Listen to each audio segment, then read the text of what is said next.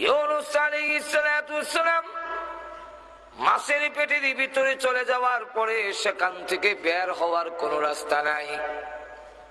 পৃথিবীর কোন মানুষ বিশ্বাস করবে না মাছের পেটে চলে গেলে এই মানুষটা ফিরে আসবে, এই কথা জিন্দেগিতে কোনোদিন কেউ বিশ্বাস করবে না।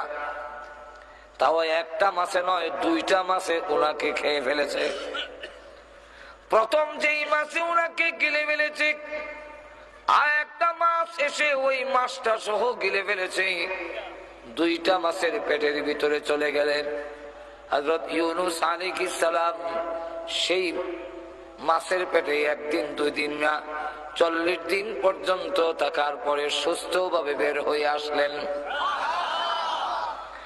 আল্লাহ রাব্বুল আলামিন কোরআনে বলেন, হে ইউনূস পয়গম্বর, ওই মাছের পেটের ভিতরে তুমি যখন আমি আল্লাহর শরণাপন্ন করি, ইউনূস আলাইহিস সালামকে মাছ, বিশাল মাছ যখন ওনাকে নিয়ে একবারে সমুদ্রের নিচে চলে গেল, সেখানে যাওয়ার পরে তাফসীরের কিতাবে উল্লেখ করেছে ইউনূস আলাইহিস সালামকে আল্লাহ মাছের পেটের ভিতরে এমন ভাবে রাখলেন যে এইভাবে একটা মানুষ গ্লাসের ভিতরে থাকলে বাহিরের সব দেখে, ঠিক ইউনূস আলাইহিস সালাম মাছের পেট থেকে সমুদ্রের সব কিছু দেখতেছে।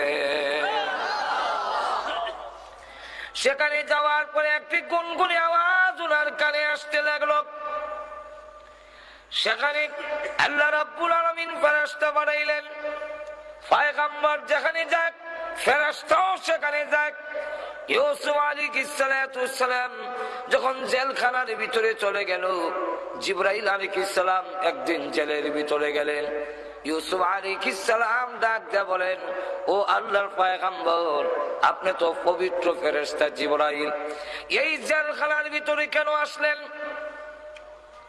এটা তো চোর ডাকাতির জায়গা, এটা তো খারাপ লোকদের বাসস্থান, অপবিত্র জায়গায় একটি জেলখানা, এর ভিতরে আপনি কেন আসলেন?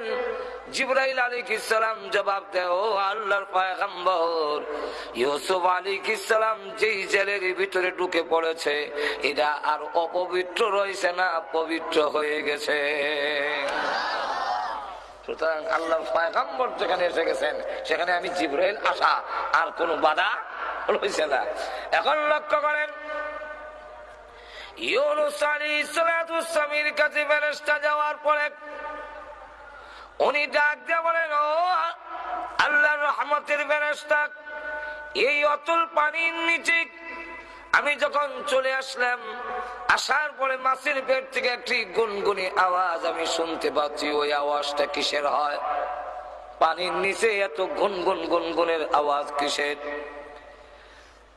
জিবরাইল বলেন, হে ইউনূস আলাইহিস সালাম, আপনার কানে যে গুনগুনি আওয়াজ আসতেছে, এই গুনগুনি আওয়াজটা হলো গুঞ্জন যে আওয়াজ হচ্ছে, এই আওয়াজটা হলো অতল পানির নিচে যতগুলো কাঙ্কর আছে, সমস্ত কাঙ্কর গুলো মহান আল্লাহর জিকিরে লিপ্ত আছে। আল্লাহর জিকির করতেছেন, তাদের আওয়াজ আপনি শুনছেন। ইউনূস আলাইহিস সালাম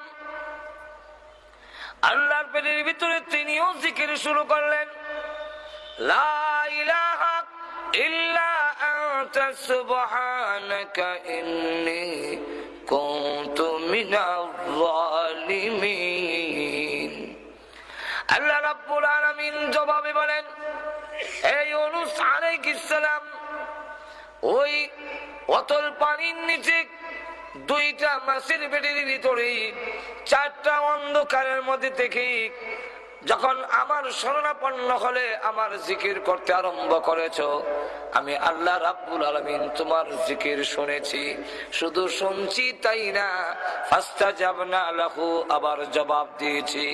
শুধু জবাব দিয়ে শেষ না, ওয়ানাজাইনাকুম মিনাল গাম্মি, এই বিপদ থেকে আমি আল্লাহ তোমাকে উদ্ধার করেছি।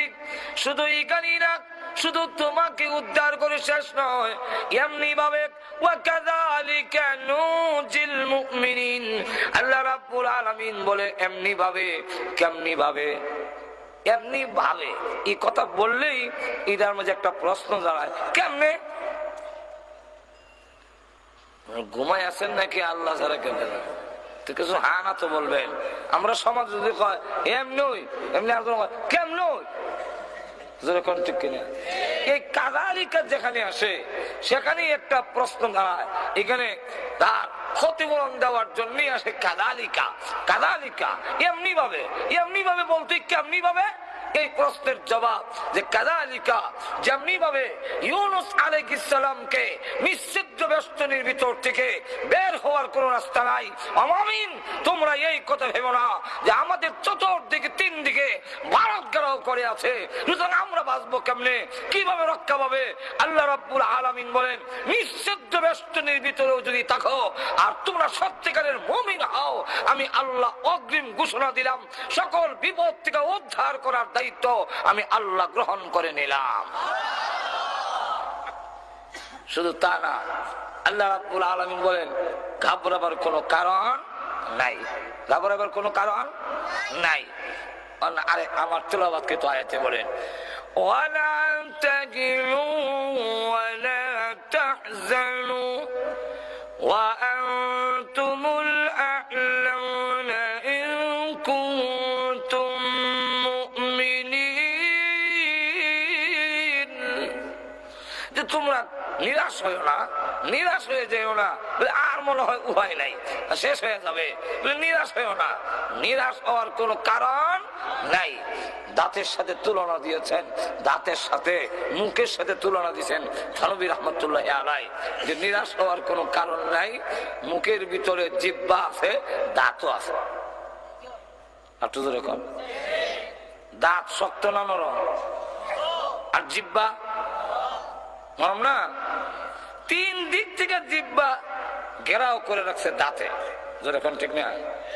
তিন দিক থেকে দাঁতে ঘেরাও করে রেখে দিয়েছে।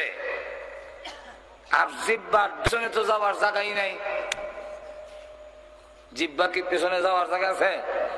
গেলে ডাইনে যাইতো, আর না হয় বামে, আর না হয় সামনে। যেই কোনো দিকে গেলে শত্রু ঘেরাও, বের হবি শেষ, বের হওয়ার কোন রাস্তা নাই। এই দাঁতের মাঝখানে থেকেই আল্লাহ আল্লাহ করতে হয়।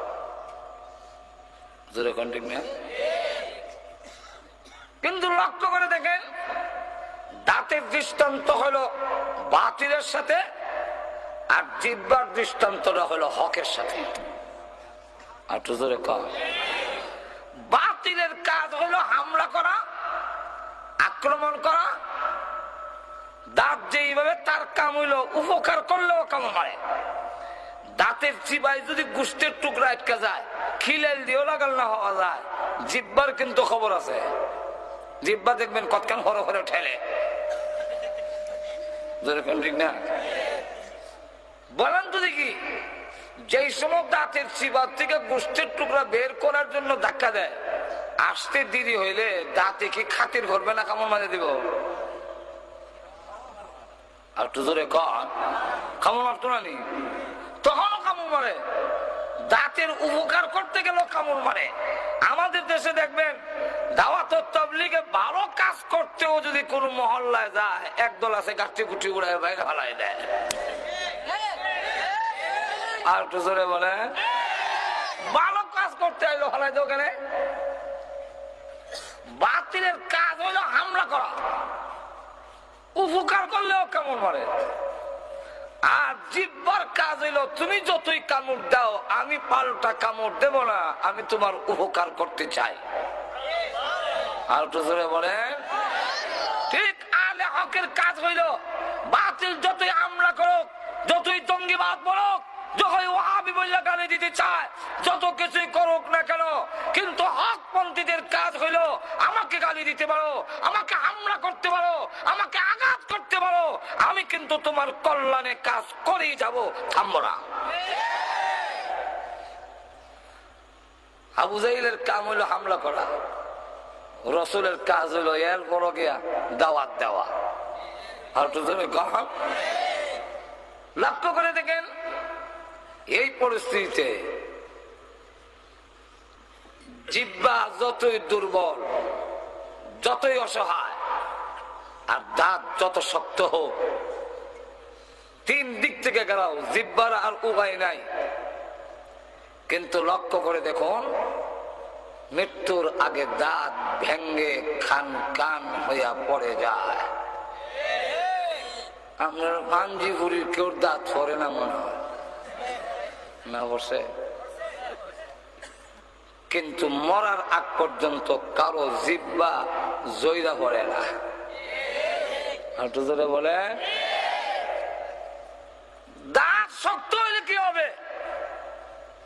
তিন দিক থেকে ঘেরাও করে থাকলে কি হবে? ভেঙ্গে খান খান হয়। আর জিহ্বা যতই দুর্বল এবং অসহায় হোক, মৃত্যুর আগ পর্যন্ত জিহ্বা তার মুখের মধ্যে থাকে, মৃত্যুর সময় জিহ্বা নিয়ে কবরে যায়। জোরে বলেন ঠিক কিনা? তেমনি ভাবে বাতিল যত বড় শক্তিশালী হোক, ব্যঙ্গে খান খান হবে। হক যতই দুর্বল হোক, কিয়ামত পর্যন্ত এই জমিনে ইসলাম, মুমিন এবং হকপন্থীরা জিন্দা থাকবে, নিশ্চিন্ন হবে না। আল্লাহ রাব্বুল আলামিনের এত কিছু ঘোষণার পরেও আমাদের অবস্থা আজকে এরকম কেন? জোরে কোন ঠিক কিনা? আরো জোরে বলেন। কেন হওয়ার কারণ, নিজের সন্তান যখন উচ্ছৃঙ্খল হয়ে যায়, দেখবেন এটাকে কন্ট্রোল করা যায় না। আমরা ছোট সময় দেখছি বাবা আরো কিছু লোকরে ডাকাই না, এটার একটু সাইজ করে দাও। আমার কথা বুঝেন না? নিজেরই সন্তান, এটা উচ্ছৃঙ্খল হয়ে গেছে, কন্ট্রোল করা যায় না। তখন আদি ভরার লোকরে ডাকাই না, এটার কিছু ফিটটা সাইজ করে দাও। জোরে কন্ট্রোল না কেন? এই সাইজ করার উদ্দেশ্য হইল তোমাকে সঠিক পথে নিয়ে আসা। বাবা হইয়া যেমন নিজের সন্তানকে অন্যকে দিয়ে পিঠায়, আল্লাহ বলেন তোমরাও যখন আমি আল্লাহর কথা মানবে না, মুমিন হয়ে যখন পাপাচারে লিপ্ত হবে, যখন জঘন্যতম অপরাধে লিপ্ত হয়ে যাবে, তখন আমি আল্লাহ দুশ্মন দিয়ে পিটাইয়া তোমরা সাইজ করব।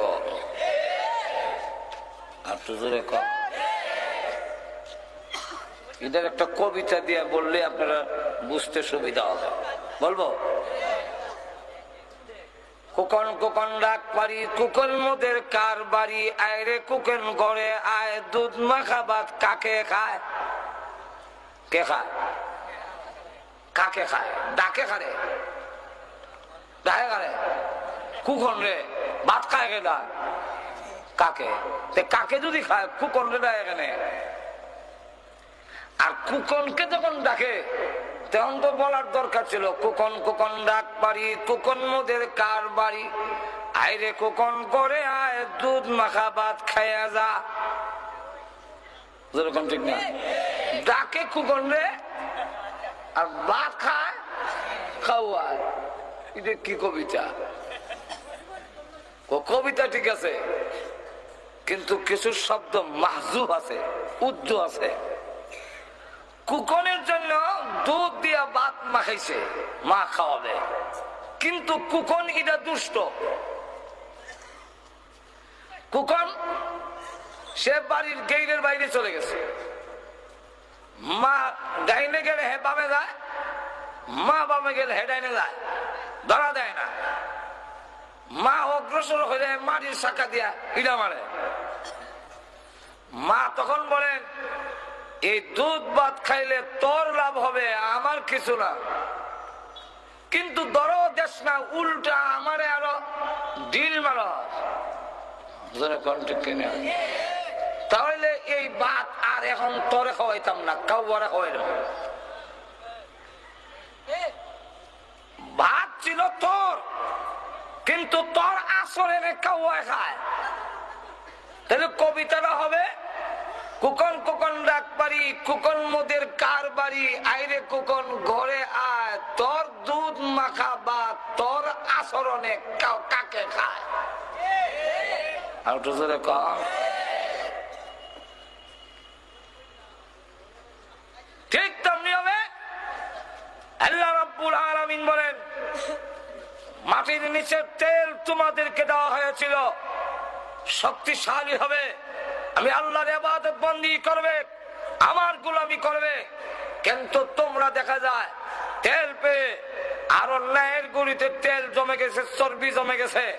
এখন তোমরাও ওই মূর্তি পূজারীদের মতো মূর্তির সংস্কৃতি বিশ্বাসী হয়ে গেলে তোমরাও আমি আল্লাহকে ছেড়ে দিয়ে মূর্তির সংস্কৃতি বিশ্বাস করো, জায়গায় জায়গায় মূর্তি স্থাপন করো, বাস খাদ্যের নামে তোমরা মূর্তি স্থাপন করো, মূর্তির সামনে গিয়ে হ্যাঁ করো, যেরকম ঠিক না। তোমরা যখন কবরের সামনে গিয়ে সেজদা দাও, তোমরা যখন মূর্তির সামনে সেজদা দাও, তোমরা যখন এক ভণ্ডর সামনে গিয়ে মাথা ঝুঁকাও, নিজের হাতে তুমি নিজের মর্যাদা কমাইছ, অতএব তোমাকে কেউ রক্ষা করতে পারবে না। আর একটু জোরে বলেন। অথচ মুসলমান যখন নিজে, আমরা অনেক সময় বলি যে হুজুর জিনিসের দাম যে বেড়ে গেল, জিনিসের দাম যে বাড়ছে, এটার কারণ কি? আমরা মনে করি সরকার পরিবর্তন হইলে জিনিসের দাম কমে যাবে, এমপি পরিবর্তন হইলেই সমস্যার সমাধান হয়ে যাবে। তখন চাউল এমন সস্তা হবে, বস্তা ভরে রাস্তার কিনারে ভালাই রাখবে আর নিয়ে আসবেন। আর হয়তো তেল, সোয়াবিন এগুলো খাল দিয়া বাইসা দেব, বালতি বইরা নিয়ে আসবেন, এমন আশা করে কিন্তু বসে আছেন যে সরকার পরিবর্তন হয়ে গেলেই সব হয়ে যাবে। কিন্তু আদৌ হবে না। একবার আমাকে বললো, হুজুর ওয়াজ করলে খালি হবে? জিনিসের দাম যে বাড়ছে এগুলার কিছু প্রতিবাদ করার দরকার নাই। কি জিনিসের দাম বাড়লো? যে চাউলের দাম বাড়ছে। আমি না বাড়ে আমার কি হইলো? 500 টাকা কেজি হইলো, আমার তো কোনো সমস্যা নাই, আমি সারা বছর মানুষের গরু খাই। 500 না 1000 হইলে কি? তেলের দামও বাড়ছে, তা তো সমস্যা, কারণ আমার গাড়ির তো আর কেউ তেল খাওয়ায় না। দিলাম মিছিল, তেলের দাম কমাতে হবে, আর না হয় গদ্দি ছেড়ে দিতে হবে। ছেড়ে দিল, আরেক দল ক্ষমতায় গেল, যাওয়ার পরে আরো 10 টাকা করে তেলের দাম বাড়াইছে। তখন জিজ্ঞাসা করলাম, এখন বাড়াইলেন কেন? আমাকে তখন জবাব দেয়, হুজুর দেশ চালাইতে গেলে তো তেলের দাম বাড়াইতে হবে না, সরকার চালাবে কিভাবে? আমি বললাম, এই কথা তো আগের বেড়ায়ও কইছিল, তুমি আর কইয়া লাভ কি? জোরে কণ্ঠ কিনে আরো জোরে। মূল সমস্যা এখানে নয়, মূল সমস্যা হলো হাদিসে কুদসির মধ্যে আল্লাহ রাব্বুল আলামিন বলেন, তোমার দাম বাড়াও, তখন জিনিসের দাম কমবে, তোমার দাম বাড়বে। আর তুমি যখন তোমার না দাম কমায় দিবে, তুমি আশরাফুল মাখলুকাত হইয়া ফেরেশতার চাইতে শ্রেষ্ঠ হয়ে, তুমি যখন সৃষ্টির সেরা হয়ে কবরের সামনে মাথা নত করবে, বানরের সামনে মাথা নত করবে, জড়াওয়ালার সামনে মাথা নত করবে, মূর্তির সামনে মাথা নত করবে, তখন তোমার দাম কমবে, পেঁয়াজ রসুনের দাম বাড়বে। পৃথিবীর কেউ তোমাদের জিনিসের দাম কমাতে পারবে না। আর ইবি বাস্তবতা। আর সাহাবায়ে কেরাম আল্লাহ ছাড়া কারো সামনে মাথা নত করতে তারা জানে না। যেরকম ঠিক না, এই কারণে তাদের দাম বাড়ছে, জিনিসের দাম কমছে। যেরকম ঠিক না, আল্লাহু আকবার। সংখ্যায় কম, কিন্তু এরপরও তাদের সাথে কুলাইতে পারছে না।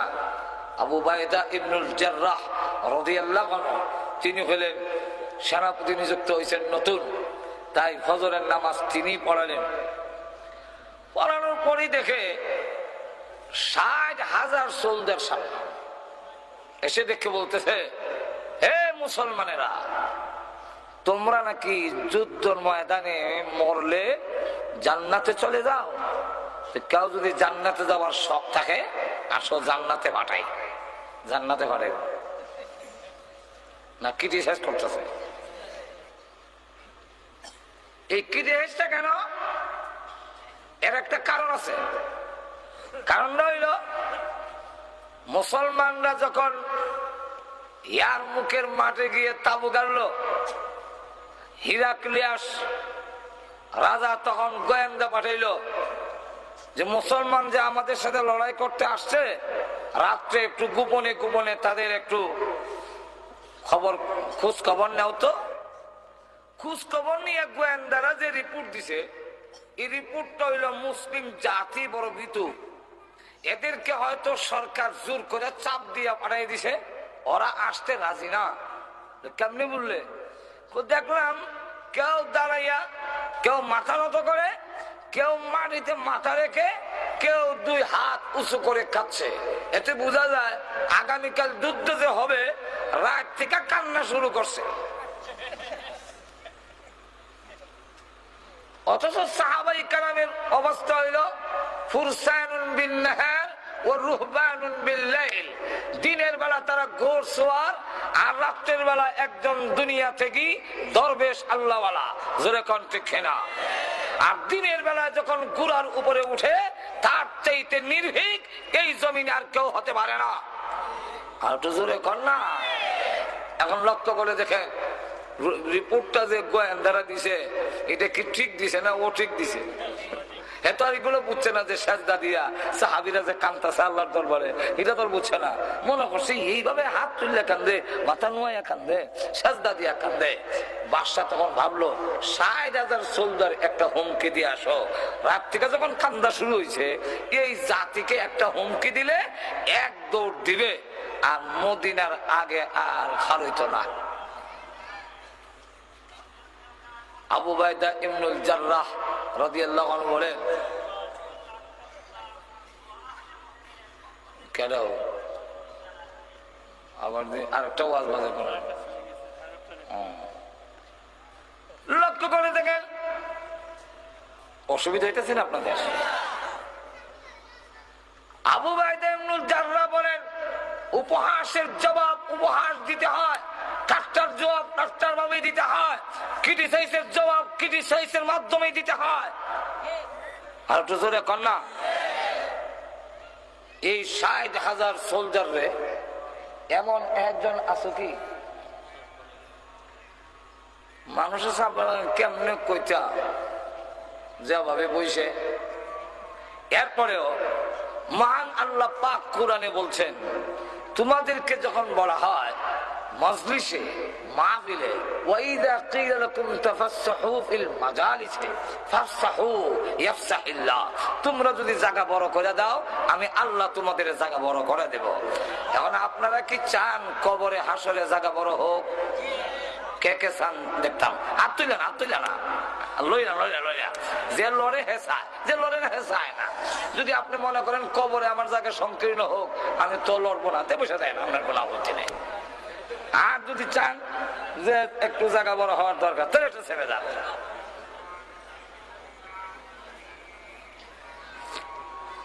ভাইরা আমার মনোযোগ দিয়া শুনেন, এটা কার? একটা ওয়াজ হইতেছে অটোমেটিক। লক্ষ্য করে দেখেন না,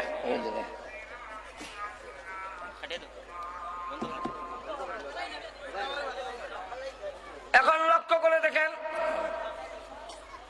বলল একজন কে আছো যে এই ৬০,০০০ সোলজার একটা দৌড় দেওয়াতে পারবে? একজন ব্যক্তি লাইন থেকে নামাজের কাতার থেকে একজন দাঁড়ায় বললো, ইনশাআল্লাহ আমি পারবো। আবু বাইদা ইবনুল জাররাহ বলেন, আপনি বসেন। আর কে আছেন? ২ নম্বরে আরেকজন দাঁড়ালো, বললো আপনিও বসেন। ৩ নম্বরে আরেকজন দাঁড়াইল, বললেন আপনিও বসেন। ৪ নম্বরে দাঁড়াইলো খালিদ বিন ওয়ালিদ রাদিয়াল্লাহু আনহু, যিনি কিছুদিন আগে, এই আগের দিনও তিনি সেনাপতি ছিলেন। উনি দাঁড়ায় বলেন, ইনশাআল্লাহ আমি পারবো। আবু বাইদা ইবনুল জাররাহ রাদিয়াল্লাহু আনহু বলেন, আমিও আপনাকেই চাইছিলাম, আমার মনটা চাইছিল আপনি যান। হযরত খালিদ বিন ওয়ালিদ রাদিয়াল্লাহু আনহু বলেন, আপনার মন যদি আমাকে দিয়ে চাচ্ছিল তা আমার নামটা বললেই হইতো। বলে আপনি দাঁড়ান, বলে দেখেন কালকেও আপনি আমার সেনাপতি ছিলেন, আপনি আমার মুরব্বী, আপনার নাম ধরে অর্ডার দেই কেমনে, কত সম্মান। আর আমরা আগের মন্ত্রী রে পুলিশে পরে পেরিয়া নাকে মুখে তার রক্ত, নিচে দেখা সাপ পায়খানা ছুড়াইয়া ছেড়ে দেয়। লক্ষ্য করেন, তা আপনি কি পারবেন এই ৬০,০০০ একা দৌড় দেওয়াইতে? বলে ইনশাল্লাহ। আপনার ডকুমেন্ট, আপনার দলিল কি? আপনার দলিল কি? দলিল হলো প্রথম নম্বর হলো হাদিস, ২ নম্বর দলিল, প্রথম নম্বর কুরআন, ২ নম্বরের দলিল আমার হাদিস। বলে কি দলিল বলেন? বলে ১ নম্বর হলো আল্লাহ কুরআনে বলছেন, ওয়ালা তাহিনু ওয়ালা তাহজানু ওয়া আনতুমুল আ'লাউনা ইন কুনতুম মুমিনিন। তোমরা ঘাবড়াইও না, তোমরা ভয় পেও না, নিরাশ হইও না, সব জায়গায় তোমরা বিজয়ী হবে যদি তোমরা মুমিন হও। তাহলে আল্লাহর ঘোষণা অনুযায়ী আমি মুমিন হইলে বিজয়ী হব। সেখানে তো বলা হয় নাই যে ৬০,০০০ মোকাবেলায় ৬০,০০০ যেতে হবে। ঠিক না, শুধু শর্ত দিচ্ছেন মুমিন যদি হও বিজয়ী হবে। ঠিক না?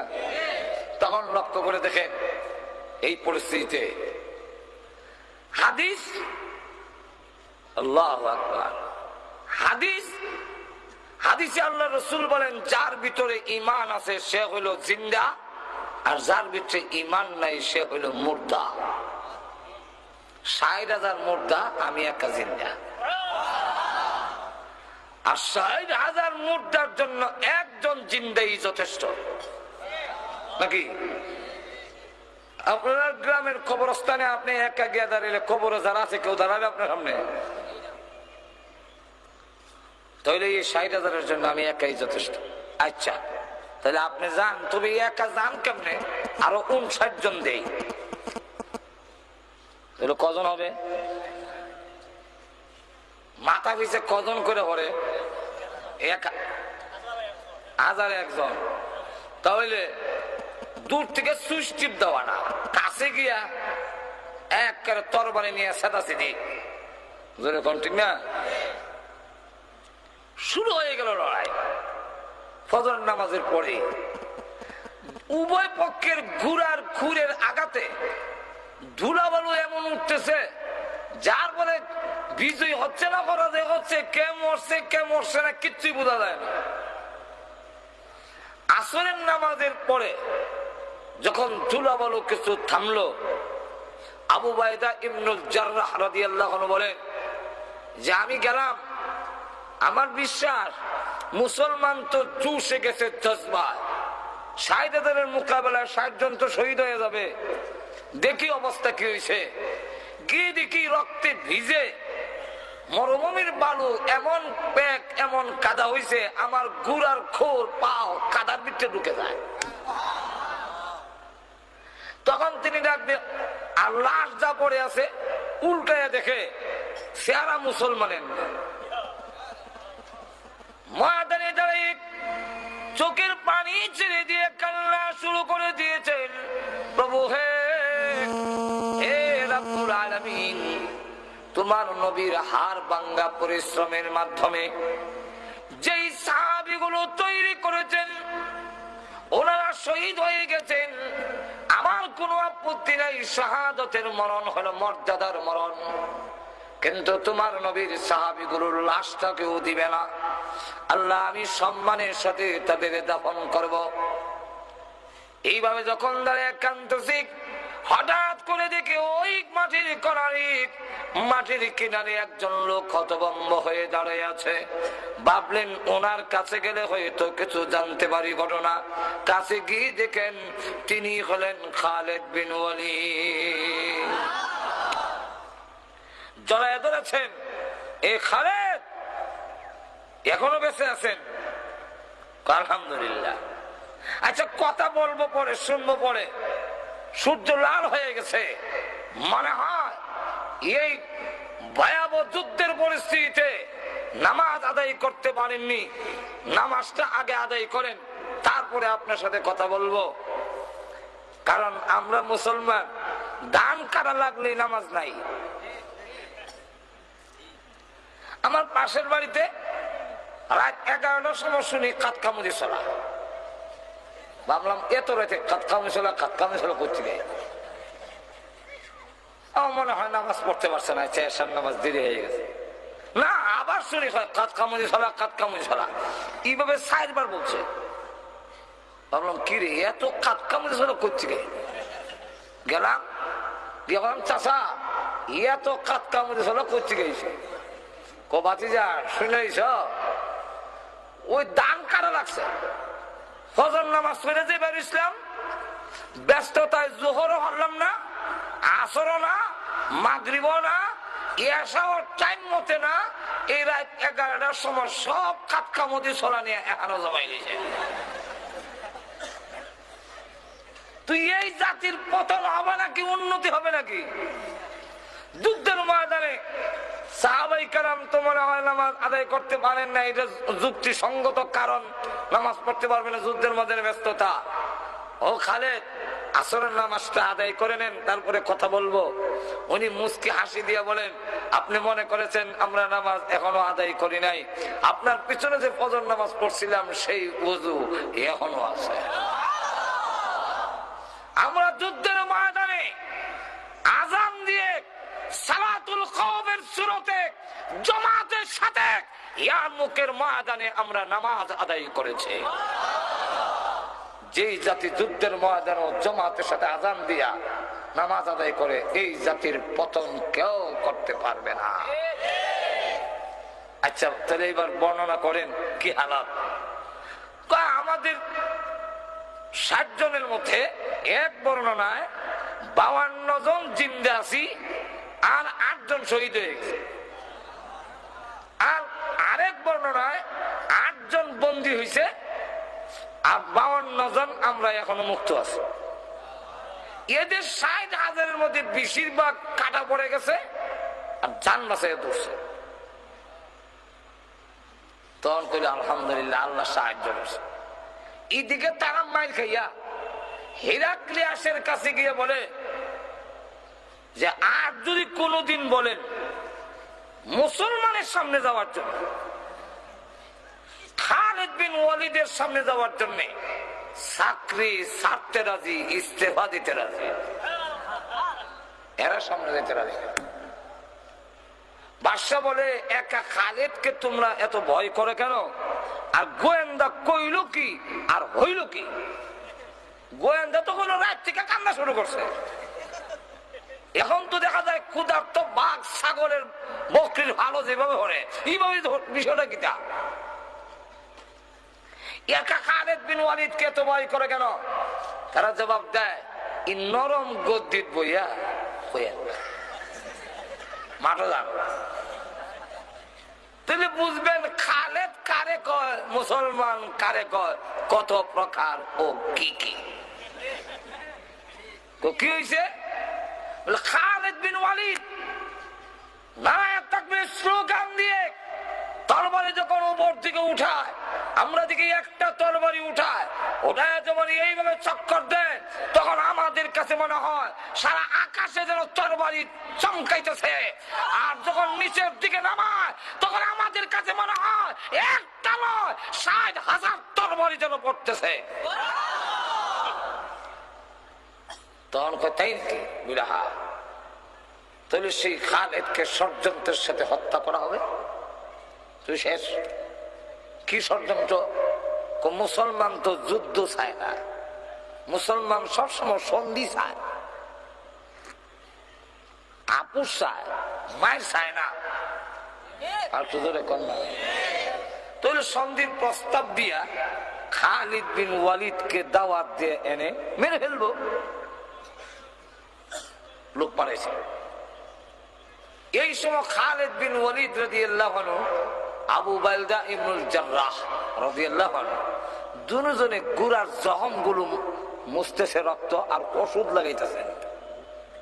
এই মুহূর্তে হিরাক্লিয়াসের পক্ষ থেকে গিয়ে বলে যে তোমাদের মধ্যে খালিদ বিন ওয়ালিদকে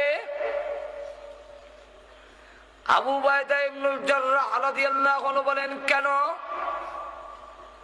আমাদের বাদশা পাঠিয়েছেন, উনি গেলে বাদশা সুরে করতে চান, লড়াই করতে চান না, তবে খালিদ যেতে হবে। আবু উবাইদা ইবনুল জাররাহ বলেন তোমরা এই কথা মনে করো না, মুসলমান একবারে নির্বোধ, খালিদ বিন ওয়ালিদকে দেওয়া হবে না। বলে কেন?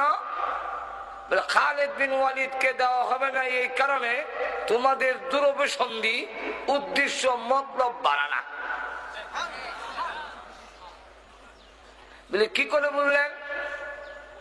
সন্ধির নিয়ম হলো সেনাপতিকে প্রস্তাব দিতে হয়, আমি সেনাপতি, সাধারণ সৈনিকের সাথে তো কোনো চুক্তি হয় না। আমার নাম না হইয়া খালিদের নাম কোখানে, তাহলে বোঝা যায় তারে নিয়ে তোমরা উদ্দেশ্য ভালো না, সুতরাং দেওয়া হবে না। খালিদ বিন ওয়ালিদ রাদিয়াল্লাহু আনহু লাফ দিয়া ঘোড়ার উপরে উঠে গেছেন। উঠতে বলেন হে সেনাপতি, সন্ধি করা আমার নবীর সুন্নাত, আমি গেলে যদি তারা মানে তাহলে নবীর সুন্নাত পালন করার জন্য আমি আপনি সেনাপতির হুকুম অমান্য করতে বাধ্য। আমার নবীর সুন্নাতটা আমি জিন্দা করি, আমি গেলে যদি মানে অসুবিধাকে আমি যাই। ঘোড়ার উপরে যখন উঠে গেছে আবু উবাইদা ইবনুল জাররাহ বলেন ঠিক আছে আপনি যান, তবে আপনার সাথে আরো 99 জন নিয়ে যান। 99 জন নিয়ে গেল। সেখানে যাওয়ার পরে গিয়া দেখে 3 লক্ষ সোলজার সৈন্য দিয়ে লাইন ধরে দাঁড় করে গেট তৈরি করেছে, তরবারির গেট। এদিকে সৈন্য তরবারি, এরাও এদিকে দিয়া এমন ভাবে নিচু করে গেট তৈরি করেছে যে হিরাক্লিয়াসের দরবারে ঢুকতে গেলে মাথা নত করে ঢুকতে হয়। আর অর্ডার হইল যখন ভিতরে ঢুকে পড়বে তার মাথা থাকবে নিচে আর তরবারি থাকবে কুশের ভিতরে, তখন তার বের করতে পারবে না, তখন তাকে মেরে ফেলা হবে। খালিদ বিন ওয়ালিদ রাদিয়াল্লাহু আনহু গেটের সামনে গিয়ে বলে তরবারির গেট সরাও। কনা এটা সামরিক সম্মান, গার্ড অফ অনার দেওয়া হচ্ছে আপনাকে, ঢুকেন। উনি বলেন এই জাতের গার্ড অফ অনারের দরকার নেই। কেন? বলে তোমাদের গেট দিয়ে ঢুকতে গেলে মাথা নত করতে হয়, আমরা এই মাথা জীবনে বহু মূর্তির সামনে নত করেছি। ঈমান আনার পরে আল্লাহ ছাড়া পৃথিবীর কোন শক্তির সামনে সম্মান দেখাবার জন্য মুসলমান মাথা নত করে না। সুতরাং তোমাদের গেট সরাও, আমি ঢুকবো না। কোনা ঢুকতেই হবে। সরাবি না লাথি দিতাম, যদি না সরাও একটা লাথি দিব, তখন আর এই তরবারের গেট থাকতে হতো না। ঘুমাই গেছেন মনে হয় আপনারা, রক্ত ঠান্ডা হয়ে গেছি। সুবহানাল্লাহ বলবেন না? কি সাহস! এমনি ডাক দিয়া কয় এইটা কই আইছে জানো? বলে জানি না, বুঝে আইছি। বাদশা জিগায় চিল্লা চিল্লি কিসের শোনা যায়? বলে খালিদ বিন ওয়ালিদ আসছে, কিন্তু এটা দিয়ে ভিতরে ঢুকে না, উষ্টায় হলাই দিব। বাদশা কয় গেট সরাও, লোকটার একটু দেখে নেন। ভিতরে নেওয়ার পরে সেখানে আরো 90,000 সোলজার রিজার্ভ রাখছে, না জানি কোন ঘটনা ঘটাইলা। 100টা চেয়ার দিছে বসার জন্য। খালিদ বিন ওয়ালিদ রাদিয়াল্লাহু আনহু ভিতরে ঢুকেই প্রথম চেয়ারটা দেখেই এটা উল্টো এক সাইডে রেখে দিয়েছেন। যেই মাত্র উনি হলাই দিয়েছেন, 100 জনের সেনাপতি তো সর্দার তো উনি, বাকি 99 জন আমরা হলাই দিলাম, এরা ওরা হলাই দিছে। দিয়া খালিদ বিন ওয়ালিদ বাদশার সাথে গিয়ে আডু লাগাইয়া বসে।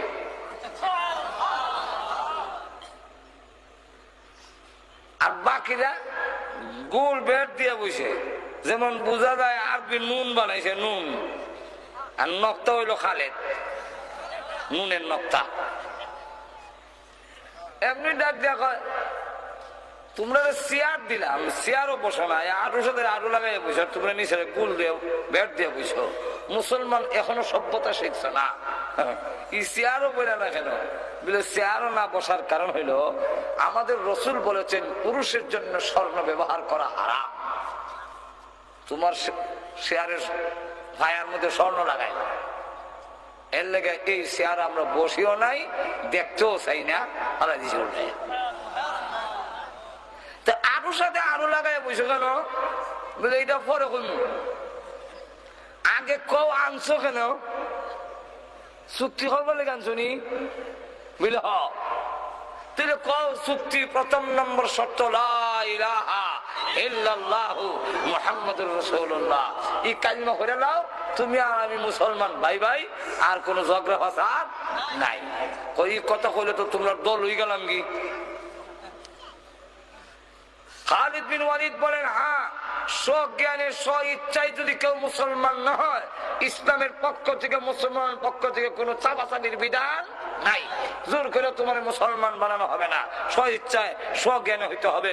এখন যখন তুমি মানতে রাজি না, তো ঠিক আছে, আল্লাহর জমিনে থাকতে হইলে আল্লাহ ওয়ালারে ট্যাক্স দিয়ে থাকতে হবে। জমিন আল্লাহর, আসমান আল্লাহর, আলু বাতাস আল্লাহর। সুতরাং এখানে আল্লাহ ওয়ালারে ট্যাক্স দিয়ে থাকতে হইব। হও ট্যাক্স দিবানি, এটা তো অপমানের কথা, অপমান না, এটা মানতাম না। এমনি খালিদ বিন ওয়ালিদ কুশের ভিতর থেকে টান দিয়া তরবারিটা বাইর করিয়া বাদশার খল্লার উপর দিয়ে একটা গুর্তি দিছে, দিয়া কয় তাহলে 3 নম্বর ফায়সালা এটা হইল। সেমনি খালি একটা গুড়ানি দিছে, একটা সিবা মারছে। আমি শুনতে তো খালিদ বিন ওয়ালিদ একটা সাদা তরবারি বের করে, কিন্তু সারা আকাশে খালি তরবারি দেখা যায়। নিচের দিকে হওয়ার সময় মনে হয় যে 60,000 হরতেছে, এর লোকে ফেটে সিবা মারছে। কিন্তু এরপরও একটা বাদশা তো একটু সাহস রাখল লাগে, হুঙ্কার দেওয়া হয়, এ খালিদ, কোথায় তুমি দৃষ্টতা দেখাও? তুমি কি অনুমান করতে পারোনি 3 লক্ষ সোলজার দেখে এসেছ, রিজার্ভে রাখছি 90,000, এখন হুকুম দিলে তোমাকে 3,90,000 টুকরা করে ফেলবে। আন্দাজ না? এটা কি ইয়ার মুখের ময়দান? এরা হিরাক্লিয়াসের রাজ দরবার। খালিদ বিন ওয়ালিদ মুস্কি, কোনো ভয় নাই, মুস্কি হাসি দিয়া কয়, এটা বুঝা শুনেই তোমার আলুর সাথে আলু লাগাইয়া আগুই বইছি, যেমন তরবারি দিয়া গলা লাগাল হওয়া যায়।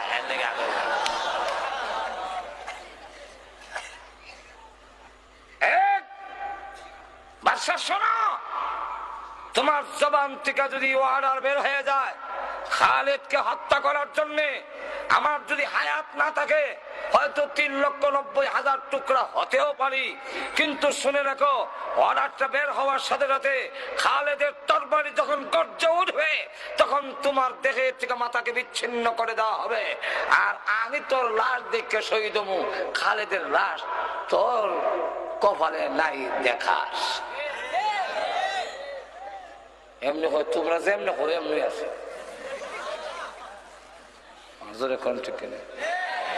এই খালিদের আজকে ভাবার হইলো কইলে খালিদের বাহাদুরি নয়। খালিদ বিন ওয়ালিদ তো উহুদের যুদ্ধে আলীর সামনে দাঁড়াতে পারিনি, আমির হামজার সামনে দাঁড়াতে পারিনি, তাই পলায়ন করে পাহাড়ের পিছন দিয়ে গিয়ে হামলা করেছিল। সম্মুখ পথে যুদ্ধ করার মতো খালিদ আলীর সামনে দাঁড়াবার ক্ষমতা ছিল না, হযরত আমির হামজার সামনে দাঁড়াবার ক্ষমতা ছিল না। এই খালিদ এত শক্তিশালী হলেন, এটা তার নিজস্ব ক্ষমতা নয়, আল্লাহর ওয়াদা। তোমরা যদি সত্যিকার মুসলমান হও, আমি আল্লাহ ওয়াদা দিলাম সব জায়গায় বিজয়ী হবে, পরাজয় কোনোদিন হবে। তেল বুঝে খায়, ঘুমাই গেছেন। মুসলমান মুসলমান রাত বাড়ি, মুসলমান মোদের কার বাড়ি, আয়রে মুসলমান ঘরে আয়, ইরাকের তেল বুঝে খায়। বুঝে যদি ইরাকের তেল খায়, আমি মুসলমানকে ডাকেন কেন? এই কবিতাটাও এমনি হবে, মুসলমান মুসলমান ডাক বাড়ি, মুসলমান মোদের কার বাড়ি, আইরে মুসলমান ইসলামের গড়ে আয়, তোদের আচরণে ইরাকের তেল বুঝে খায়। আর তো জোরে কর, তোমরা যদি ওই সাদ্দাম যেইভাবে কমিউনিস্ট পার্টি করে বাদ পার্টি করার পরে সেও আল্লাহ মানত না, জায়গায় জায়গায় মূর্তি স্থাপন করেছে, জায়গায় জায়গায় বিশাল সাদ্দামের মূর্তি, সেও আল্লাহর প্রতি ঢিল ছুড়ে আল্লাহকে আঘাত করে সারা ইরাক সফর করলে সুন্নতকে অনুসরণ করার মতো মাদ্রাসা একটাও রাখে নাই। আপনি কোন মসজিদের ইমাম ইরাকের ভিতরে লাম্বাদারিওয়ালা কোন ইমাম পাবেন না। যাও কিছু মাদ্রাসার নামে আছে, এগুলার মধ্যে শিক্ষকেরও দাঁড়িয়ে নাই, ছাত্রেরও দাঁড়িয়ে নাই, ডান হাতে সিগারেট, বাম হাতে কিতাব। এই জাতের আমাদের এই অঞ্চলের ভিতরে আমার কোনো দাওয়াত নাই। ও এটা পরে, এর আগে তো আর নাই।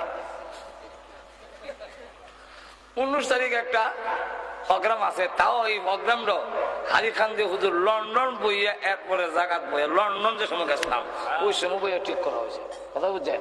সুতরাং আজকের মাহফিলটাও হযরত মাওলানা রফিক আহমদ সাহেব, আপনাদেরই এলাকার বন্ধুপ্রতি হযরত মাওলানা রফিক আহমদ, আপনারা প্রায় চিনেন, উনি ওই আমেরিকার আশরাফা বড় মসজিদের ছয়তলা মসজিদের ইমাম।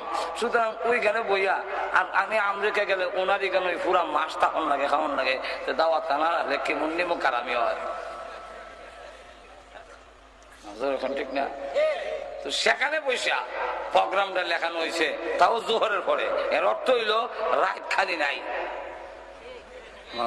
ঠিক না? সুতরাং এতে আপনারা কি খুশি না বেজা? আর একটু ধরে বলেন, অসুবিধা ছেড়ে দেয়, আর একটু ধরে বলেন। তিনি লক্ষ্য করে দেখেন সাহাবায়ে কেরামের ভিতরে দুনিয়ার মহব্বতের চাইতে আখিরাতের মহব্বত বেশি, সন্তানের মহব্বতের চাইতে আল্লাহ রসুলের মহব্বত বেশি। যেরকম ঠিক কিনা? এক মহিলা 6 বছরের বাচ্চা নিয়ে ঘুমায় আছে, ঘুম থেকে শুনে রাস্তা দিয়ে যায়, হযরত বিলাল রাদিয়াল্লাহু আনহু ডেকে রেখে বলে, হাইয়া আলাল জিহাদ, হাইয়া আলাল জিহাদ, জিহাদের দিকে চলো, জিহাদের দিকে চলো। বিশ্বনবী মসজিদে নববীর সামনে অপেক্ষায় আছেন।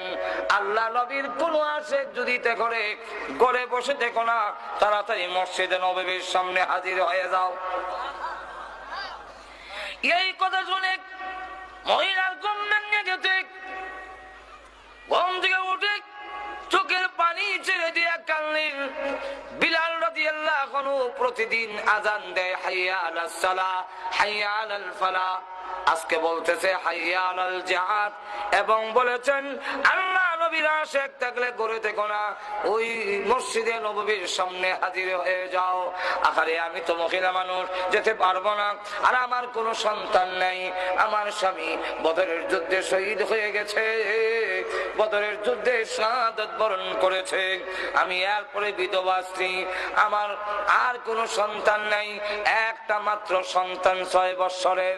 এই বাচ্চাকে আর যুদ্ধের ময়দানে দেওয়া যাবে? আমি যে শহীদের মা অথবা মুজাহিদের মা কোনটাই হতে পারলাম না, আমি যে আল্লাহ এবং নবীর মহব্বতের নাজরানা পেশ করতে পারি নাই, এই জন্য বসে বসে কান্দে। মার নানা চড়াপে সন্তানের ঘুম ভেঙে গেছে, সন্তান জাগ্রত হইয়া মার চোখের পানি দেখে 6 বছরের বাচ্চা ডেকে বলে, মা গো, ও মা, আপনি কেন কাঁদলেন? মা দাদির ছেলে এই মাত্র বিলাল ঘোষণা দিয়ে গেছে, হাইয়া আলাল জিহাদ, আল্লাহ এবং নবীর মহব্বতের যদি কেউ থাকো, গড়ে থেকো না, মসজিদে নববীর সামনে হাজির হয়ে যাও। সন্তান রে, তোর আব্বা বদরের যুদ্ধে শহীদ হয়ে গেছে, আমি বিধবা স্ত্রী, তুই ছাড়া আমার আর কোন সন্তান নেই, আমি আল্লাহ এবং তার নবীর মহব্বতের কোন নাজরানা পেশ করতে পারলাম না, মুজাহিদের মাও না, শহীদের মা তো নাই, হতে পারলাম না, এই জন্য রে কান্দি। আমি যে নবীর আশেক, আমি যে আল্লাহর আশেক, তার তো কোনো প্রমাণ দিতে পারিনি। 6 বছরের বাচ্চা না দিলে মা আর কি করবো, চলেন আমাকে নিয়ে ওয়াদা দিলাম আপনাকে আমাকে শহীদের মা অথবা মুজাহিদের মা না বানাইয়া আল্লাহর কসম গো মা আর আমি বাড়িতে কোনোদিন ফিরে আসবো না। 6 বছরের বাচ্চাকে মা জিজ্ঞাসা করেন, যাবি তুই? যাব। চল। মসজিদে নববীর সামনে লাইন ধরেছে যুদ্ধে যাওয়ার জন্য। মহিলা গিয়ে লাইনে দাঁড়ায় গেছে 6 বছরের বাচ্চার আঙ্গুল ধরে। সাহাবী যখন যাচাই বাছাই করার জন্য আসছেন, জিজ্ঞাসা করেন, মহিলা গো, এই 6 বছরের বাচ্চা নিয়ে আপনি দাঁড়াইছেন কেন? মহিলা তো নেওয়া হবে না, 6 বছরের বাচ্চাও নেওয়া হবে না, কেন দাঁড়াইলেন? মহিলা ডাক দিয়ে বলে, নবীজির কাছে বলো আমার আর কোন সন্তান নাই, এর চাইতে বড় কোন সন্তান নাই, আমাকে তো নেওয়া হবে না, মহিলাকে যুদ্ধের পারমিশন দেওয়া হবে না। এই বাচ্চা নিয়ে আসলাম, নবীজি যেন আমার বাচ্চাকে গ্রহণ করে কোনো একটা কাজে লাগায়া দেয়। নবীজির কাছে আমার কথাটা পৌঁছান। আল্লাহ নবীর কাছে যখন বললেন, নবীজি একজন মহিলা 6 বছরের বাচ্চা নিয়ে দাঁড়িয়ে গেছে, আল্লাহ নবী মহিলাকে ডাকলেন, ও মা, এই বাচ্চা নিয়ে কেন লাইনে দাঁড়িয়েছেন? মহিলা ডাক দেন, ইয়া রাসূলুল্লাহ, এর চাইতে বড় বাচ্চা যে আমার নাই, নিয়ে যান আপনার খেদমতে লাগাইয়া দিয়েন। আল্লাহ নবী বলেন, মা গো, 6 বছরের বাচ্চা কি কাজে লাগবে? 6 বছরের বাচ্চা কি কাজে লাগাবো? মহিলা তখন ডেকে বলে, আগো নবীজি, যুদ্ধের ময়দানে কাফেররা যখন তীর মারবে, ডাল দিয়া তো প্রতিহত করতে হয়, ডালের অভাব পড়তে পারে, আমার 6 বছর বাচ্চাকে নিয়ে যান, কোন কাফের যদি আপনাকে তীর মারে গো, ওই ঢাল না ধরে আমার সন্তানকে সামনে ধরে দিবেন, সন্তানের কলিজায় তীর আঘাত লাগতে পারে, আল্লাহর কসম বিশ্ব নবীর গায়ে আঘাত লাগতে পারে না। নবীজি ডাক দেন, না, নিয়ে যাও ওই বাচ্চাকে, অদূর ভবিষ্যতে কোনো কাজে লাগবে, হয়তো আরো যদি কোনো যুদ্ধ হয়ে গো, তোমার এই সন্তান ভবিষ্যতে কাজে লাগবে। মহিলা তখন ব্যর্থ হইয়া ছেলের দিকে লক্ষ্য করে বলে, ছেলে রে, চল যাই, রসুল যদি না নেন পারলাম না রে, মুজাহিদের মাও হলাম না, শহীদের মাও হতে পারলাম না, চল বাড়িতে যাই। বাচ্চা ডাক দিয়ে বলে, মা, আমি না ওয়াদা দিয়েছি আপনাকে শহীদের মা অথবা মুজাহিদের মা রামানাইয়া বাড়িতে যাব না, আমি বিশ্ব নবীকে প্রশ্ন করতে চাই। আর এত বড় দুঃসাহস, তুই বিশ্ব নবীকে কি প্রশ্ন করবি? বলে, হ্যাঁ, আমি নবীকে প্রশ্ন করবো। নবীজির সামনে দাঁড়িয়ে বলেন, ইয়া রাসূলুল্লাহ, ইয়া হাবিবাল্লাহ, আমার মা শহীদের স্ত্রী, আমি শহীদের সন্তান, আমার মাকে আমি ওয়াদা দিয়ে নিয়েছি, যুদ্ধের ময়দানে আমার মাকে শহীদের মা অথবা মুজাহিদের মা না বানাইয়া বাড়িতে নিব না, আপনি আমাকে পারমিশন দিয়ে দেন। রাসূল পারমিশন দেয় না, না, 6 বছরের বাচ্চা কোনো কাজে লাগবে না। এমনি ছেলে যুক্তি দেয়, কেন লাগবে না? আমি আমার বাড়ি রেখেছি, আমার মা যখন চুলাতে পাক শাক করে তখন মোটা মোটা লাকড়িগুলো পড়ে দেয়, হালকা পাতলা লাকড়িগুলো চুলার ভিতরে আগে দিতে হয়, নাইলে আগুন ধরতে দেরি হয়, আগুন ধরে না। হালকা পাতলা লাকড়িগুলো যদি আগে প্রয়োজন হয়ে গো চুলার ভিতরে আগুন ধরাবার জন্য, যুদ্ধের ময়দানে আগুন ধরাবার জন্য আমির হামজাকে পরে দিন, আলীকে পরে দিন, আমার মতো 6 বছরের বাচ্চাকে পারমিশন দেন, আগে বাগে শাহাদাত বরণ করে আল্লাহর কসম যুদ্ধের ময়দানের আগুনটা আমি ধরাইয়া দেই।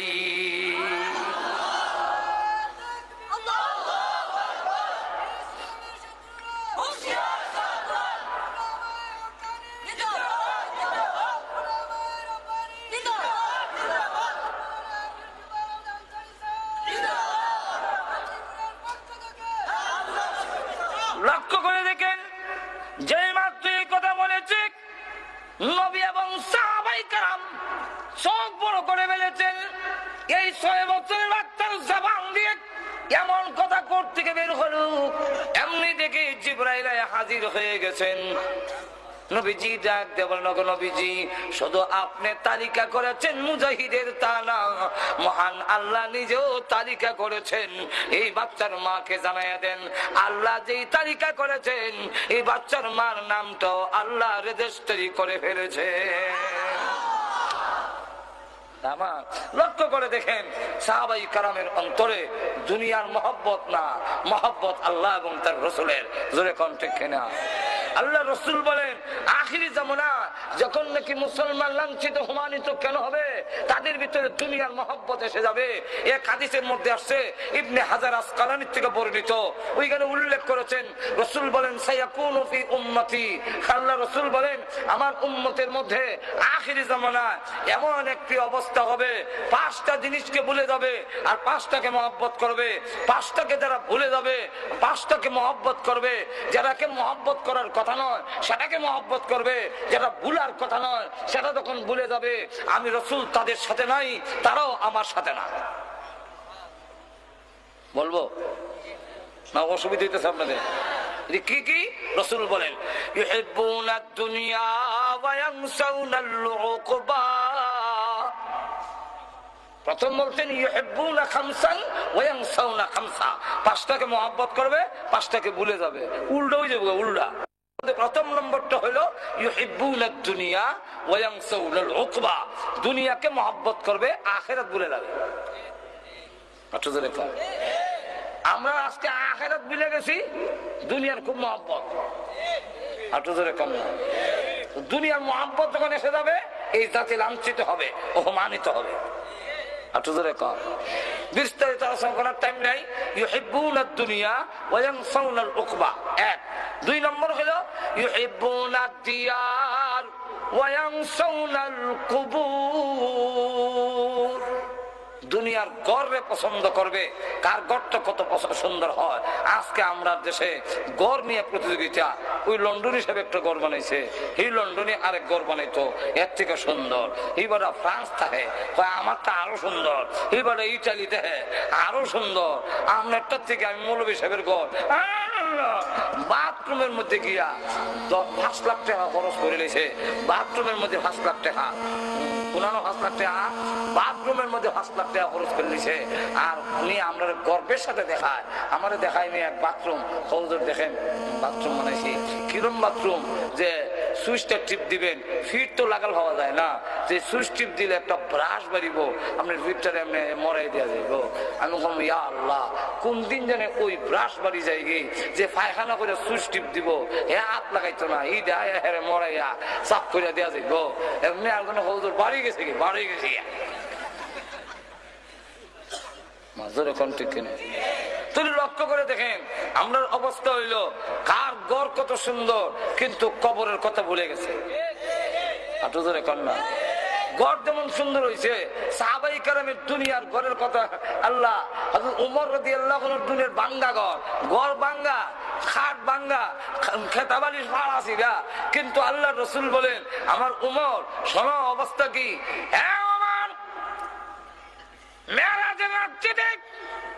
জান্নাতের ভিতরে যখন গেলাম, গিয়ে দেখি এত সুন্দর বালাখানা, আমার জিন্দেগিতে এত সুন্দর দামি পাথর আর সুন্দর কারুকার্য কোন বালাখানা দেখিও নাই, কল্পনাও করি নাই। এরে ওমর, আমি রসুলের পর্যন্ত আকর্ষণ হয়ে গেছে, আমারও লোভ লেগে গেছে, তাই আমি এক কদম দুই কদম যাই আর ঘরটারে দেখি, এত সুন্দর ঘর। ফেরেশতারা তখন ডাক দিয়ে বলে, ওগো আল্লাহর নবী, এই ঘর আল্লাহ কার জন্য বানাইছেন জানেননি? রসুল বলেন কার জন্য? ওই এক আরবির জন্য। রসুল বলেন আনা আরবি, আমি তো আরবি। বলে বলো কার জন্য? আমার জন্য নি। বলে না, কার জন্য? কয় কুরাইশের জন্য। রসুল বলেন আনা কুরাইশি, আমার জন্য নি, আমি কুরাইশি। না, তাহলে কার জন্য? ফেরেশতারা বলেন এক যুবকের জন্য। তখন রসুল বলেন আনা শাবাব, আমিও তো যুবক, আমিও তো বড় হই নাই, তাহলে কি আমার জন্য? না, আমি আপনার জন্য না। নবীজি ডাকতে বলেন আরব আরবি কুরাইশি স্বাভাবিক, এইভাবে কেন বলো, নামটা কেন বলো না? তোমাদেরকে নাম জানা নাই, কার জন্য বানাইছেন? ফেরেশতারা বলেন নাম জানা থাকবে না কেন? মহান আল্লাহ রাব্বুল আলামিন জান্নাতের ভিতরে এলান করে দিয়েছে, জান্নাতের খাদিম খুদ্দামরা রে, ও হুরুল মাল্লা, তোমরা জেনে রাখো এই সুন্দর বালাখানা স্পেশাল ভাবে আমি আল্লাহ তৈরি করেছি ওমর ইবনুল খাত্তাবের জন্য। তাদের দুনিয়ার বালাখানা সুন্দর নয়, কিন্তু আখিরাতের বালাখানা সুন্দর। আপনি জোরে কোন নয়? আর আমরা লাগিয়ে গেছি গড় সুন্দর হরাত, খবর গেছি একবারে বাদ। জোরে কোন ঠিক কিনা? তাই রাসূল বলেন ইউহিব্বুনা দিয়ার ওয়া ইয়ানসাউনাল কুবুর। গেল 2, 3 নম্বর হলো ইউহিব্বুনাল ইয়াল ওয়া ইয়ানসাউনাল হুর। দুনিয়ার বউ পরিজনকে মহব্বত করবে, দুনিয়ার বউরে মহব্বত করে, এমন মহব্বত বউর লেগে দাঁড়িয়ে রাখতে পারে না। আমার একজনের জিজ্ঞাসা, হুজুর দাঁড়িয়ে না রাখলে কোনো গুনাহ নেই। আমি আমার জিগাই আর শরীক করে লাভ কিটা? আমার জিগাইতে হয়েছে আবার কোনা হুজুর আপনার ওয়াজ শুনলে তো মাঝে মাঝে মনটা চাই দাঁড়িয়ে রেখে নিতাম, কিন্তু আমার ওয়াইফের লেগে হারি না। আমি বললাম এটা তোমার ওয়াইফ না, এটা ভাই হয়ে গেছে। ফাইভ কেমনে বুঝলে? করাত ফাইভে পছন্দ করে, ফাইভে তো করাত দিয়ে আনন্দ লাগে। আর তোমার বউ দাড়ি তো কত তুলার লাগান নরম, পছন্দ হয় না। আর খামাই দিলে তো এটা খুরের লাগান, করাতের লাগান দাঁত, এইটা পছন্দ করে, এটা করে না কেন? তাহলে তোমার ওয়াইফ এটা ওয়াইফ না, এটা ভাইফ।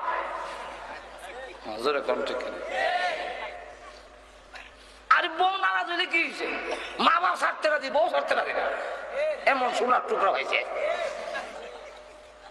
একবার মৌলিবাজার আমার দারু বইয়া গান গান হইতাম নাকি তা গান, ও বাপ মরলে বাপ পাওয়া যায়,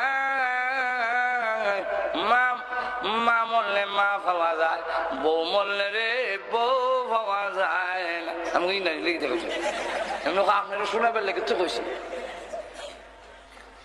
আপনার ওয়াজও খামো লাগবো, আমার বলে ওয়াজে খামো লাগবো, এর লেগে এমন কিটা ভাই একবার বাপ মরে গেছি তো আত্মীয় স্বজন লোকেরা কয় বাবা খাইন না, কি করবা আয়াত নাই, একদিন তো তুমি মরবা আমি মরবো, সবর করো। যাক তোমার বাপ মরছে কি হয়েছে, আমরা তো আছি। কিছুদিন পরে মা মরে গেছি, আবার কান্দে তো মহিলা আত্মীয় স্বজন কয় খাইন না, কি করবা হায়াত নাই, তোমার মা মরছে আমরা তো একদিন মরবো। তো যাক রে বাবা তোমার মা মরলে কি হয়েছে, আমরা তো আছি। কিছুদিন পরে বউ মরে গেছি, এখন আর আয়া কেউ কয় না তোমার বউ মরছে লেগেছে, আমরা তো আছি। আস্তাগফিরুল্লাহ আস্তাগফিরুল্লাহ। ওই যে কইছে এর লেগে হে বুঝি লাইছে, বাপ মরলে বাপ পাওয়া যায়, মা মরলে মা পাওয়া যায়, বউ মরলে বউ পাওয়া যায় না। আমরা দেশের যুবকরা হালত দেখলে তো বোঝা যায় আসলে এটা যেরকম ঠিক কিনা। আরে কেন বউ মরলে বউ হওয়া যাবে, মা বাপ বিদায় হলে পৃথিবীতে মা বাপ আর ফিরে পাওয়া যাবে না। আপনি বিদায় হয়ে গেলে আমি ধৈর্য ধরে যদি থাকি গো, কিয়ামতের মাঠে আপনাকে চিনতে যেন আমার অসুবিধা না হয়। সাহাবী ডাক দিয়ে বলে, গো চিনে রাখতে হবে না, তুমি যদি ধৈর্য ধরে রাখতে পারো যে আল্লাহর দ্বীনের জন্য শাহাদাত বরণ করব, ওই আল্লাহ নিজেই তোমার আর আমার পরিচয় করাইয়া দিবে।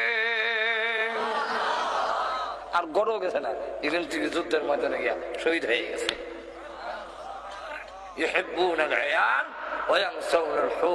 আল্লাহ রাসূল বলেন পরিবার খুব মহব্বত করব, কিন্তু হুড়হুড়ি বুলি লইব।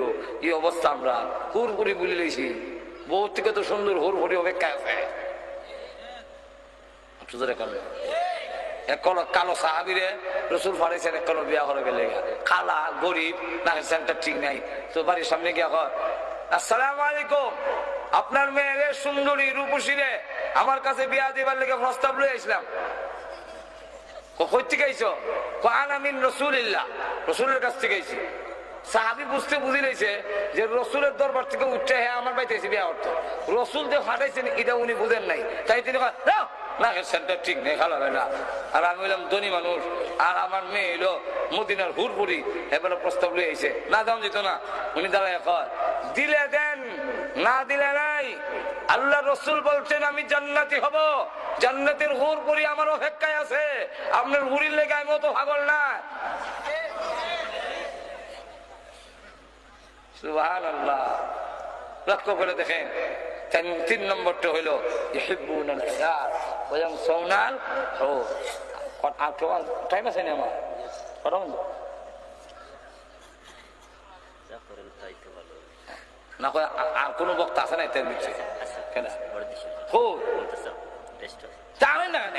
সুবহানাল্লাহ।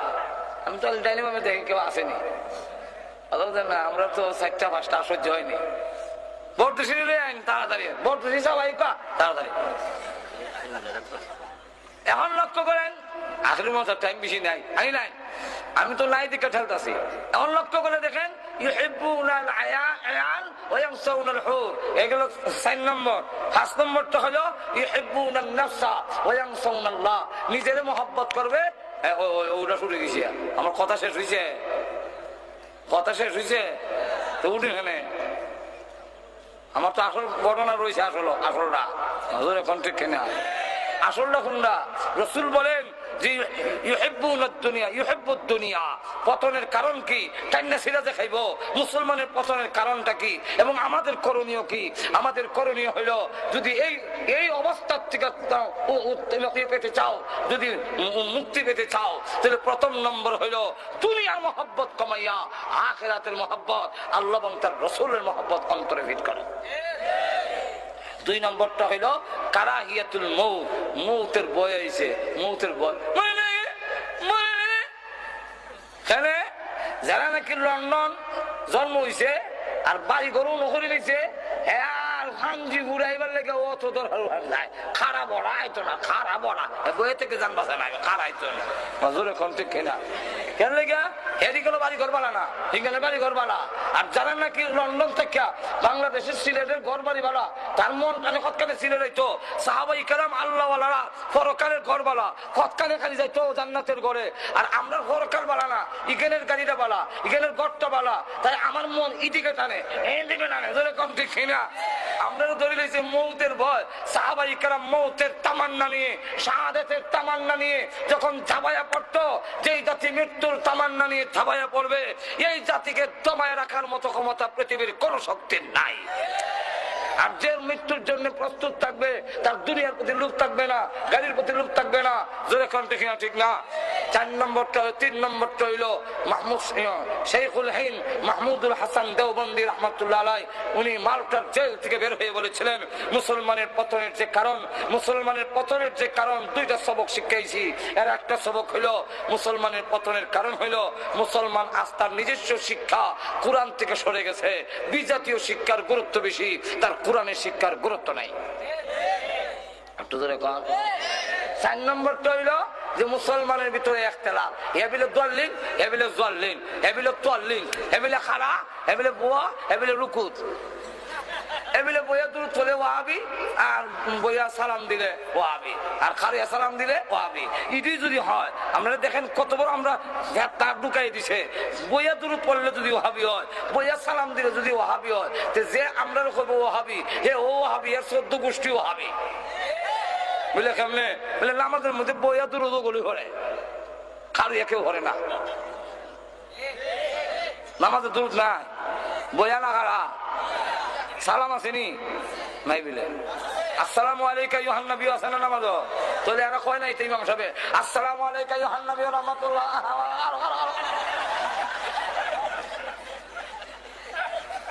তো বইয়া সালাম দিলে আর বইয়া দূর করলে যদি ওয়াহাবি হয়, তো হে ওয়াহাবি, এর 14 গোষ্ঠী ওয়াহাবি।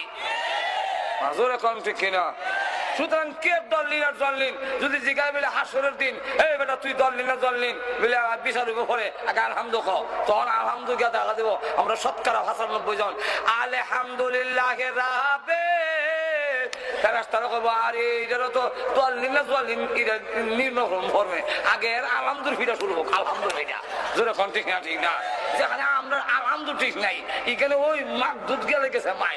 জোরে কোন ঠিক না? ঠিক না। যেখানে আমরা নামাজের খবর নাই, এখানে মিলাদের কেমন আমার লেগে থাকা। জোরে কোন ঠিক না? যেখানে সারা বছর রসুলের অনুষ্ঠানের খবর নাই, আর রবিউল আউয়াল আইলে গরম হয়ে জায়গা নাই। রবিউল আউয়াল আসলে নবী আপনার গুণগান গাই, রবিউল আউয়াল গেলে পরে নবী গো আপনাকে আমরা ভুলে যাই। দুরূদ পড়ি, মিলাদ পড়ি, কিয়াম করি, আর কত জশ্ন জুলুসের মিছিল করি, জিলাপি মিষ্টি তুষার সিন্নি খাই। মিছিলকারীদের চেহারার দিকে চাইলে পরে দাড়ির বংশ নাই। জোরে কম ঠিক কিনা?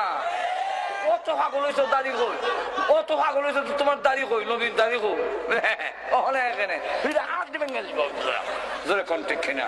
সুতরাং মুসলমান দুনিয়ার মহব্বত কমাও, আর তুমি মৃত্যুর জন্য 24 ঘন্টা প্রস্তুত থেকে কোরআন তোমার আসল শিক্ষানীতি গ্রহণ করে ঐক্যবদ্ধ হয়ে যদি মুসলিম জাতি আদো ময়দানে নামে, পৃথিবীর কোন শক্তি মুসলমানের গায়ে হাত লাগাবার ক্ষমতা না। আল্লাহ রাব্বুল আলামিন আমাদের তৌফিক দান করুন, সকলে বলেন আমিন। কেউ উঠবেন না। বন্ধুপ্রতি হযরত মাওলানা মমতাজউদ্দিন বড় দেশি শুরু দেশ নাই, বাড়িও বড় দেশ, বাইসেও বড় বাইসা মগল বেলকি তো এখানে দেখতে তো হবে আমার আশা। এখন লক্ষ্য করে দেখেন, মেহরবানি করে হযরত মাওলানা বরদেশী সাহেব দামাত বরকাতুহুম কত সুন্দর ওয়াজ। এটা আমার তো আপনারা ওয়াজ করে বুঝেন লাগতো না, উনার সম্বন্ধে তো আমার থেকে আপনারা বেশি জানেন, কিন্তু এর পরেও হুজুর দোয়া করবেন, আলোচনা করবেন, দোয়াটা করে যান। দোয়া আমি করব না, দোয়া উনার না সংক্ষিপ্ত করতাম পারি, আমার কথা রাখবেন নি, আপনারা ওনার ওয়াজ শুনে করে যাইবা। এখন ঠিক কিনা ইনশাআল্লাহ বাঙালি ইনশাআল্লাহ আছে। اللهم آمين. ربنا ظلمنا أنفسنا وإن لم تغفر لنا وترحمنا لنكونن من الخاسرين. ربنا اغفر لنا ولوالدينا رب ارحمهما كما ربياني صغيرا. রব্বুল আলামিন আমাদের জিন্দেগীর গুনাহ মাফ করে দাও আল্লাহ। আমাদের মধ্যে যারা বিমারি আছেন শিফা করে দাও। আমাদের আওলাদ গুলোর আমাদের দিনদার বানায়া দাও আল্লাহ। স্বামী স্ত্রীর মধ্যে মিল মহব্বত বাড়াইয়া দাও রব্বুল আলামিন। আল্লাহ তাআলা ও প্রভু আজকের এই মাহফিলের আয়োজন যারা করেছেন, শোনার জন্য যারা এসেছেন, আয় আল্লাহ দেশ বিদেশ থেকে যারা সাহায্য করেছেন, বিশেষ করে হযরত মাওলানা রফিক আহমদ সাহেব আল্লাহ সহ আল্লাহ সকলকে আল্লাহ তুমি মাফ করে দাও। সকলের মনের আশা পূরণ করে দাও। সকলের জন্য জাহান্নামের আগুন হারাম করে দাও রব্বুল আলামিন। আমাদের পক্ষ থেকে লাখো কোটি দুরূদ আর সালাম সোনার মদিনা পৌঁছাইয়া দাও। যত মুমিন মুমিনাত কবরে ঘুমাইয়াছেন সকলের কবরের আযাব মাফ করে দাও। বিশেষ করে আমাদের মা বাবার কবরে জান্নাতের বাগান বানাইয়া দাও ইয়া আল্লাহ। এই এলাকার মাটির নিচে যত মুর্দা ঘুমাইয়াছেন সকলের কবরে জান্নাতের বাগান বানাইয়া দাও আয় আল্লাহ। এই দেশের বড় বড় ওলি গাউস কুতুব আল্লাহ, শেখ মামুর খানি আল্লাহ, হুজুর ফিরি সাহেব সহ আল্লাহ, রফিক আহমদ সাহেবের আব্বা সহ এদেশের যত ওলি গাউস কুতুব বুজুর্গানে দিন আলেমরা আল্লাহ মাটির নিচে ঘুমাইয়া আছে, সকলকে জান্নাতের সুউচ্চ মাকাম দান করো ইয়া আল্লাহ। বাকি জিন্দেগি আমাদের তোমার হুকুম তোমার নবীর তরিকা মান্য চলবার তৌফিক দাও। যেদিন মরণ দাও ঈমানের সাথে মরণ দিও। ربنا تقبل منا إنك أنت السميع العليم وتب علينا إنك أنت التواب الرحيم. آمين آمين برحمتك يا أرحم الراحمين.